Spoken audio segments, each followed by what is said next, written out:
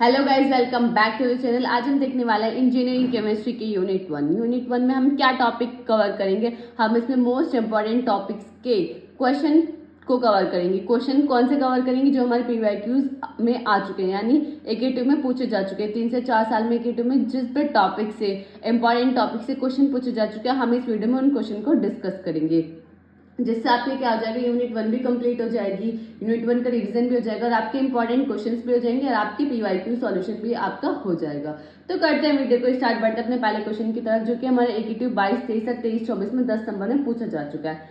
तो ये जो टॉपिक है molecular orbital diagram. Molecular orbital diagram most important topic है, जहां से क्वेश्चन आना ही आना है। यहाँ से ऐसा हो ही नहीं सकता कि क्वेश्चन ना आए, यहाँ से क्वेश्चन आएगा ही आएगा।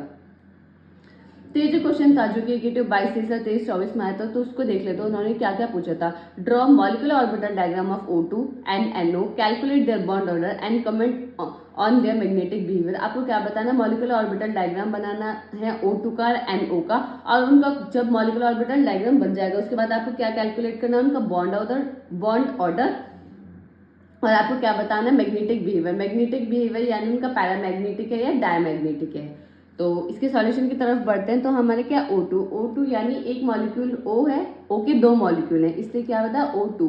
O की कॉन्फ़िगरेशन क्या होता है, O का पहले एटॉमिक नंबर, ऑक्सीजन का एटॉमिक नंबर क्या होता है 8 होता है, यानी उसके पास कितने इलेक्ट्रॉन होते हैं 8 इलेक्ट्रॉन होते हैं। तो इसकी इलेक्ट्रॉनिक कॉन्फ़िगरेशन क्या होती है 1s2 2s2 2p4। ये आप 11th 12th में पढ़ चुके होंगे कि इलेक्ट्रॉनिक कॉन्फ़िगरेशन हम किस तरीके से निकालते हैं। तो ऑक्सीजन की क्या होगी 1s2 2s2 2p4।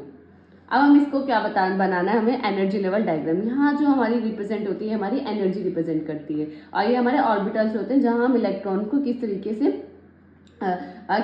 उनको यानी रिप्रेजेंट करेंगे, वो हम इसके थ्रू देखेंगे, मॉलिक्यूलर ऑर्बिटल डायग्राम के थ्रू। तो हमारा क्या, एक ऑक्सीजन है, हमारे पास 2 ऑक्सीजन है, यानी O2 ऑक्सीजन के 2 मॉलिक्यूल हैं। तो एक मॉलिक्यूल की इलेक्ट्रॉनिक कॉन्फ़िगरेशन ये है, तो दूसरों की भी सेम ही होगी।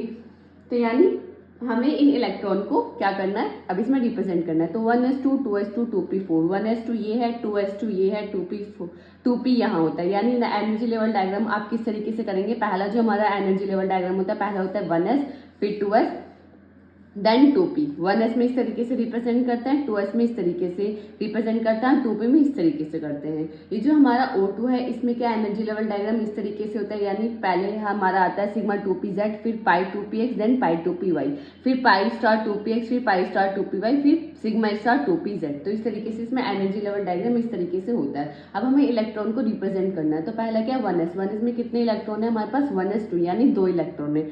तो 1 2, ठीक है। ऑक्सीजन के हमारे पास 2 मॉलिक्यूल हैं, तो मैंने एक यहाँ रिप्रेजेंट कर लिया, एक यहाँ रिप्रेजेंट कर लिया, कि एक का जो ऑक्सीजन है, एक इलेक्ट्रॉनिक कॉन्फ़िगरेशन में इस तरीके से करूंगी, दूसरे की इस तरीके से करूंगी, ठीक है। ऑक्सीजन का क्या है 2 इलेक्ट्रॉन है। देन 2s में कितने हैं 1 2, ठीक है, सिंपल। अब 2p में कितने हैं, 2p में कितने हैं 4। तो 4 को हम किस तरीके से करेंगे, पहले 1 2 3 4, पहले सबको एक एक देंगे, उसके बाद पेयरिंग करेंगे। याद रखें, ऐसे नहीं कि पहले ही 2 दे दिए, नहीं, पहले 1 1 एक एक, पहले एक एक सबको देंगे, उसके बाद पेयरिंग स्टार्ट करेंगे, ठीक है।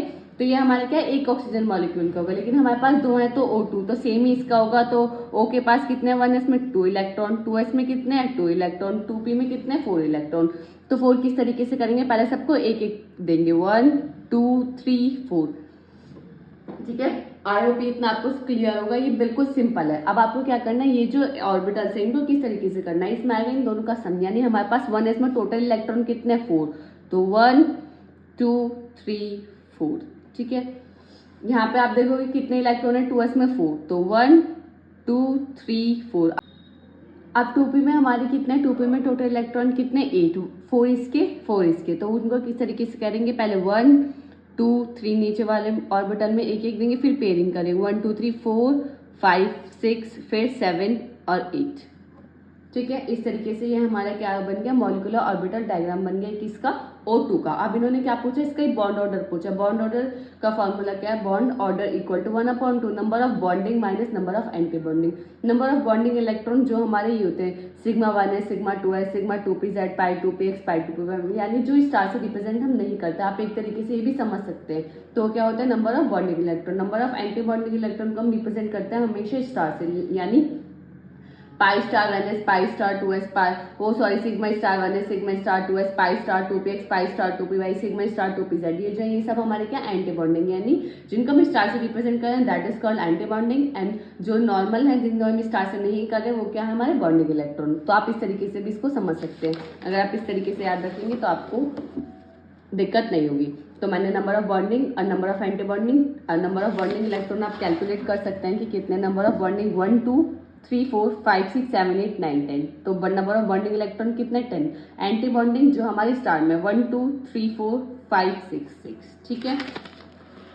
तो हमने क्या करा 1/2 10 - 6 विच इज 4, 1/2 डिवाइड करेंगे तो बॉन्ड ऑर्डर क्या आ जाएगा हमारा 2। यानी आप देखते हैं जब भी ऑक्सीजन जो हमारा पाया यानी फाउंड होता है हमारा, तो हमारा वो क्या होता है ऑक्सीजन के बीच में क्या होता है हमेशा डबल बॉन्ड होता है, ठीक है। अब उसका मैग्नेटिक बिहेवियर हमारे दो टाइप के होता है, unpaired electron and paired electron. अगर अनपेयर्ड इलेक्ट्रॉन हमारे रहते हैं तो उसमें उस टाइम हमारा मैग्नेटिक बिहेवियर क्या होगा पैरामैग्नेटिक। अगर सारे पेयर्ड इलेक्ट्रॉन है तो वो क्या होगा हमारा डायमैग्नेटिक। अब आप देखो इसमें क्या सारे पेयर्ड इलेक्ट्रॉन है नहीं है, क्योंकि ये दोनों क्या है ये अनपेयर्ड इलेक्ट्रॉन है यानी इनकी पेयरिंग नहीं हुई है, तो इसका बिहेवियर मैग्नेटिक बिहेवियर कैसा होगा पैरामैग्नेटिक, सिंपल। अब हमारे नेक्स्ट इसमें ही पूछा था एनओ का जो मिक्सचर है वो किस नाइट्रोजन और ऑक्सीजन से बना हुआ है। तो नाइट्रोजन का एटॉमिक नंबर क्या है 7, उसके electronic configuration 1s2 2s2 2p3।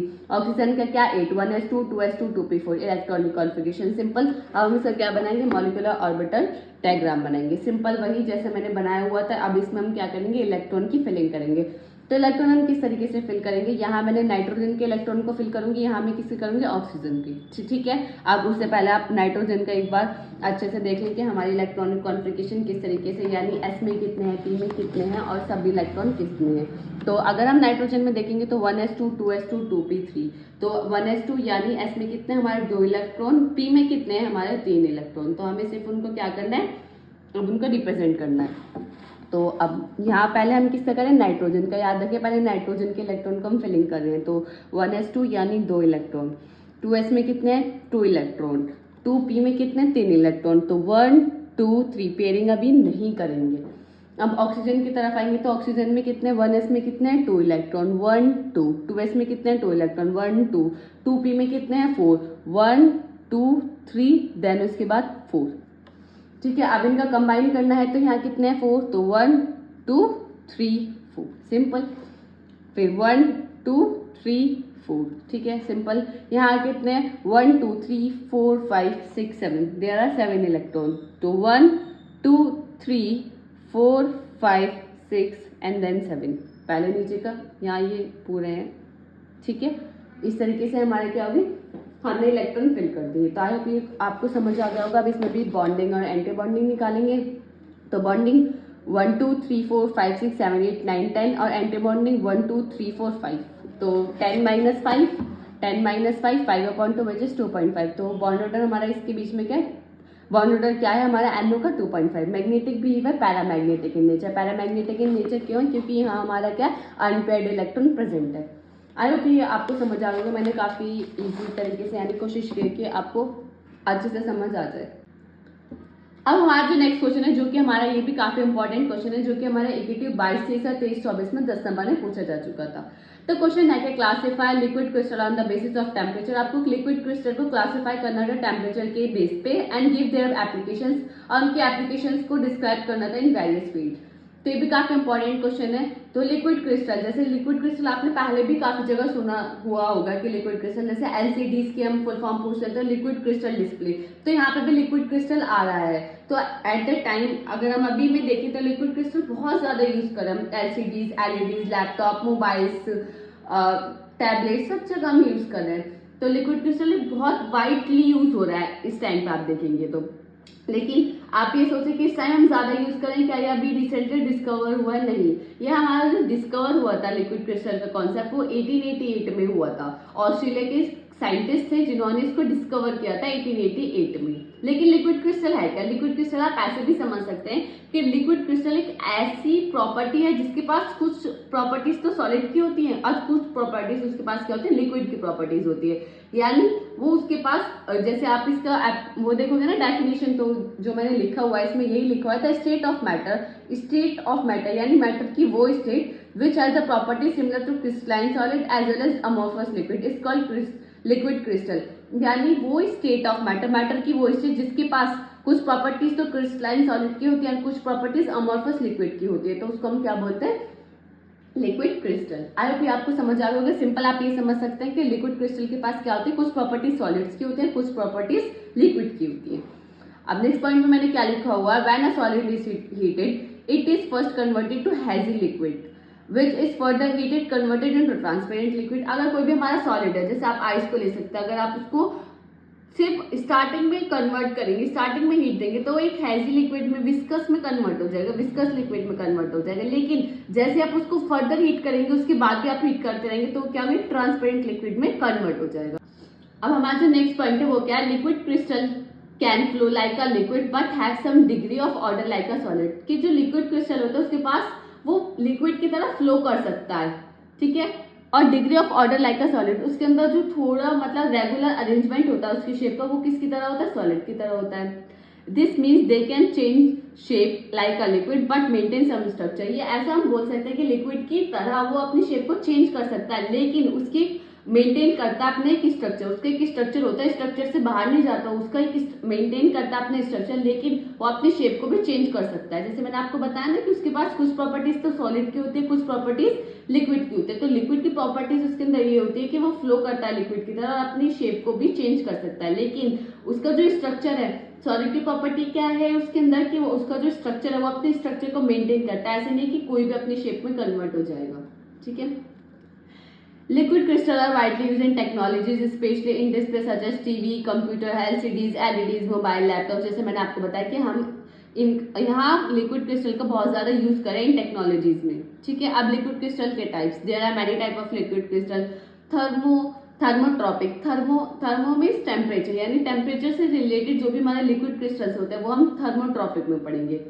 Lyotropic, लायो मीन्स क्या होता है, लायो मीन्स होता है लिक्विड, यानी कंसंट्रेशन से, लिक्विड की कंसंट्रेशन से जो भी रिलेटेड होता है वो किसके अंदर पढ़ेंगे हम, लायोट्रॉपिक लिक्विड क्रिस्टल के अंदर। डिस्कोटल एंड कैलामोटिक।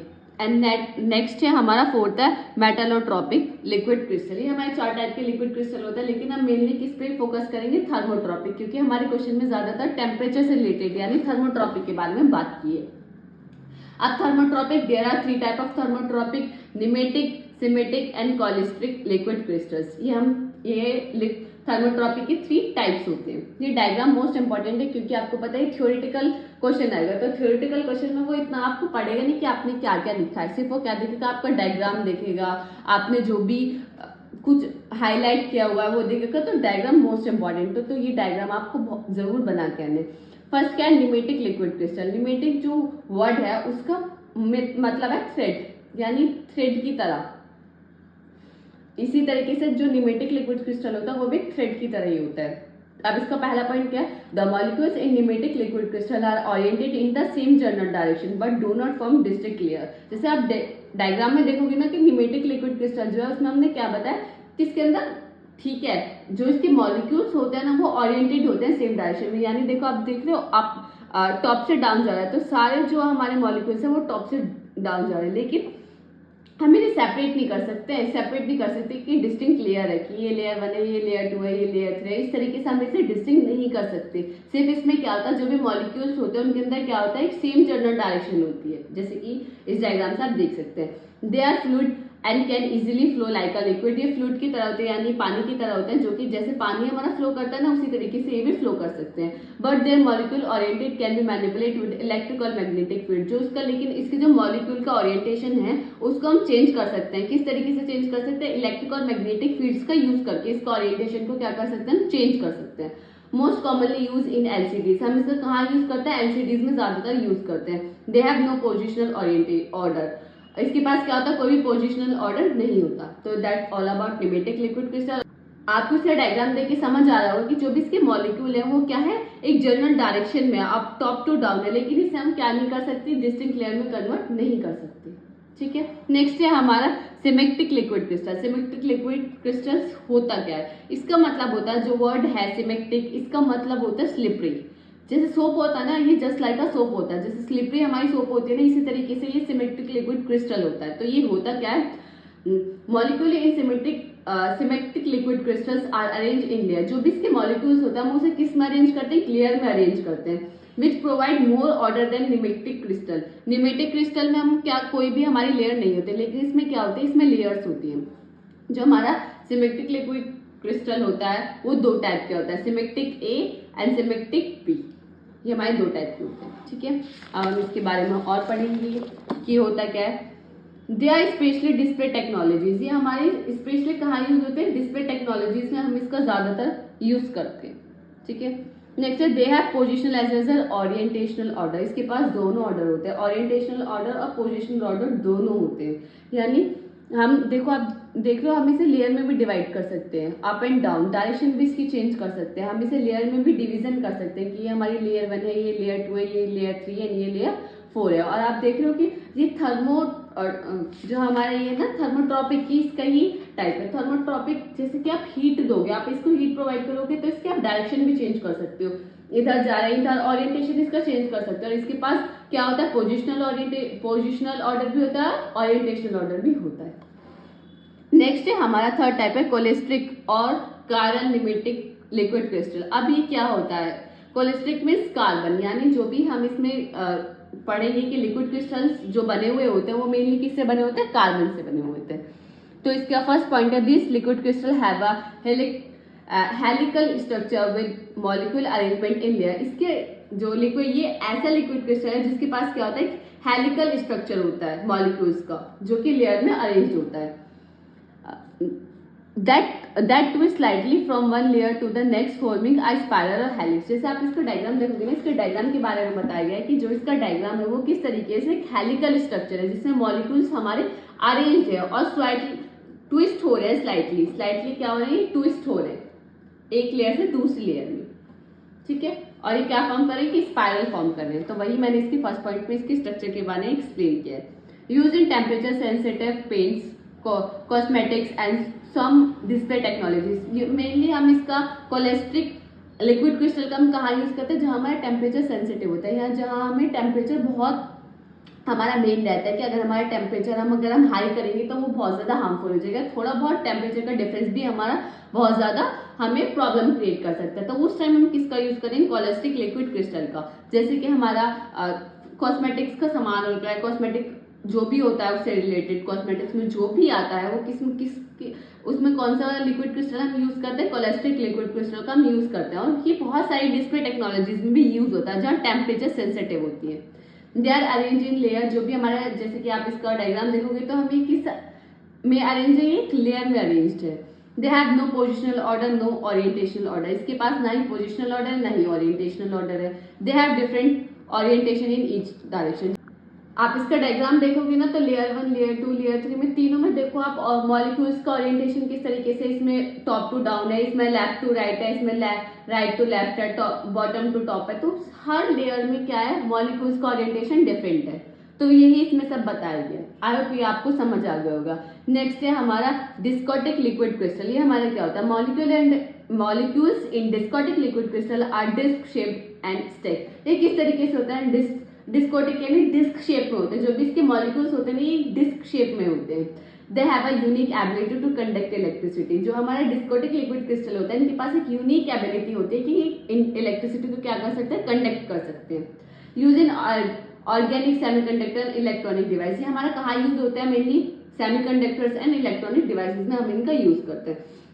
नेक्स्ट है हमारा lyotropic liquid crystal. Lyotropic liquid crystals क्या होता है, those liquid crystals which are based on concentration are called lyotropic liquid crystal. Lyotropic liquid crystal का आप लायोट्रॉपिक समझो, लायोट्रॉपिक का जो हमारा लायोट्रॉपिक वर्ड है उसका मीनिंग है लिक्विड, यानी जो भी हमारे वो लिक्विड क्रिस्टल जो भी हमारे कंसंट्रेशन के बेस पे होते हैं, यानी लिक्विड की कंसंट्रेशन हाई है, लो है, मीडियम है, जहां पे भी कंसंट्रेशन का मैटर करेगा वहां हम किस चीज का यूज करेंगे, लायोट्रॉपिक लिक्विड क्रिस्टल का हम यूज करेंगे। They exhibit a variety of phases depending on the concentration and temperature. इसके पास बहुत सारी वैरायटी ऑफ फेजेस होते हैं, लायोट्रॉपिक लिक्विड क्रिस्टल के पास बहुत सारे फेजेस होते हैं। किसके बेस पे, उसकी टेम्परेचर और कंसंट्रेशन के बेस पे बहुत सारे इसके पास वैरायटी ऑफ फेजेस होते हैं।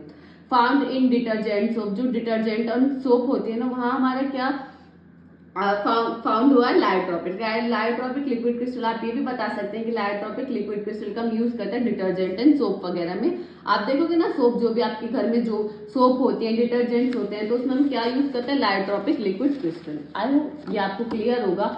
जो भी एक जैसे 10 नंबर में क्वेश्चन आया तो ये आपको अच्छे से एक्सप्लेन करके आना है। अच्छा, जैसे मैंने आपको एक्सप्लेन किया ना, विद डायग्राम, प्रॉपर आप जितना आपको समझ आए, यानी जो आपको समझ आए थ्योरी में, ये तो मैंने पॉइंट्स में लिखा, आप इसको पैराग्राफ में लिखा है अच्छे से 3-4 पेज में, जिससे कि एग्जामिनर को लगे कि हाँ इसने कुछ लिखा है, तो वो इजीली मार्क्स आपको दे सके। और डायग्राम मोस्ट इंपॉर्टेंट है, जैसे कि मैं आपको बता दूं, तो डायग्राम तो आप बिल्कुल ना भूलें। नेक्स्ट क्वेश्चन है हमारा, जो कि हमारे एकेटिव 22-23 में 10 नंबर में पूछा जा चुका है। क्या पूछा था, describe structure of graphite and fullerenes and graphite का स्ट्रक्चर पूछा था। ये भी ऐसा क्वेश्चन है जो कि मोस्ट इंपॉर्टेंट है, जो कि आने के पूरे चांसेस रहते हैं। ग्रेफाइट क्या है, ग्रेफाइट का पहला पॉइंट क्या है, it is N allotrope of carbon. Graphite क्या है, एलोट्रॉप ऑफ कार्बन है। अब एलोट्रॉप वर्ड जो है एलोट्रॉप, अब इसका मीनिंग हमें पता होना चाहिए कि एलोट्रॉप है क्या। एलोट्रॉप का मीनिंग है जब भी कोई भी एलिमेंट प्रेजेंट हो एक से ज्यादा स्ट्रक्चर में, अगर कोई भी एलिमेंट प्रेजेंट होता है तो हम उसको बोलते हैं एलोट्रॉप। तो कार्बन के एलोट्रॉप है ग्रेफाइट, ठीक है। एलोट्रॉप का मीन सिंपल है कि जो कोई भी एलिमेंट हमारा प्रेजेंट हो एक से ज्यादा स्ट्रक्चर में, तो वो हमारा क्या होता है, एलोट्रॉप। तो ग्रेफाइट हमारा क्या है, एलोट्रॉप ऑफ कार्बन है, यानी कार्बन हमारी काफी सारी स्टेट्स में काफी सारे स्ट्रक्चर में प्रेजेंट है एनवायरमेंट के अंदर, इसलिए ग्रेफाइट क्या है, एलोट्रॉप ऑफ कार्बन है। अब ग्रेफाइट का बहुत इजी एग्जांपल ले सकते हैं, जैसे आप पेंसिल होती है ना, पेंसिल आपने सबने यूज की होगी, तो पेंसिल के अंदर जो लेड होती है ना वो ग्रेफाइट की होती है, ठीक है। Graphite is made up of layer of carbon atom arrange in a hexagonal pattern. जो ग्रेफाइट होता है वो क्या होता है, लेयर्ड कार्बन एटम से मिलकर बना होता है, जिसका स्ट्रक्चर जो उसका पैटर्न होता है वो क्या, हेक्सागोनल पैटर्न होता है, जो कि इसके अंदर जो कार्बन है वो कार्बन इस तरीके से अरेंज किए गए हैं कि उसका जो स्ट्रक्चर है वो क्या होता है, हेक्सागोनल पैटर्न होता है, ठीक है। Each layer of carbon form flat 2D sheet called graphene. Her layer के अंदर जो कार्बन है वो एक फ्लैट शीट की तरह है, यानी 2D शीट की तरह है, जिसको हम बोलते हैं ग्रेफीन्स, जब हम इसके डायग्राम में देखेंगे अभी।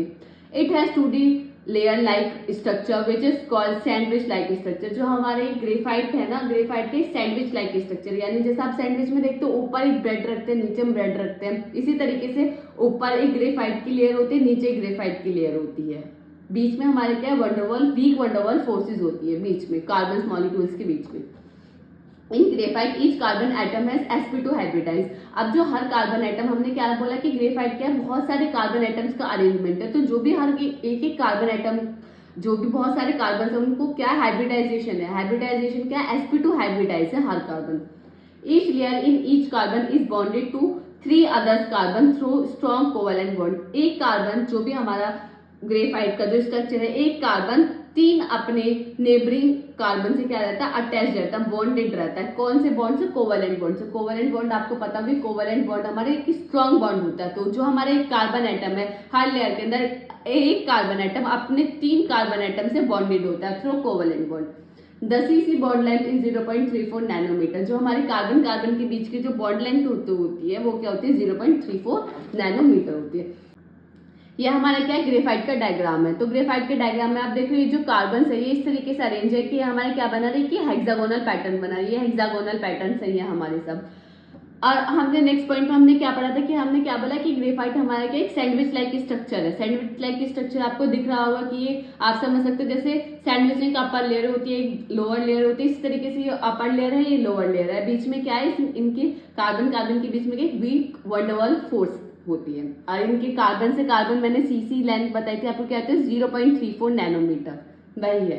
ये डायग्राम बहुत इंपॉर्टेंट है, जब भी ग्रेफाइट आए तो डायग्राम को आप अच्छे से इस तरीके से बना के आए। और प्रॉपर्टीज क्या होती है, इसकी 3 प्रॉपर्टीज होती है, लुब्रिकेशन होता है, कंडक्टिविटी होती है, सॉफ्टनेस इसकी होती है, ठीक है। अब टाइप्स ऑफ ग्रेफाइट, ग्रेफाइट हमारे दो टाइप के होते हैं, alpha graphite and beta graphite. ये मैंने आपको सिर्फ इसलिए बता दें कि अगर आपके पास टाइम हो तो आप एक्स्ट्रा लिख सके, या वरना आप इतना लिखेंगे तो आपको इस पर कंप्लीट मार्क्स मिलेंगे। अब एप्लीकेशन हम इस कहाँ कहाँ यूज कर रहे हैं ग्रेफाइट का, यूज इन पेंसिल लेड, जैसे मैंने आपको बताया पेंसिल के लेड में हम किसका यूज करें, ग्रेफाइट का यूज करें।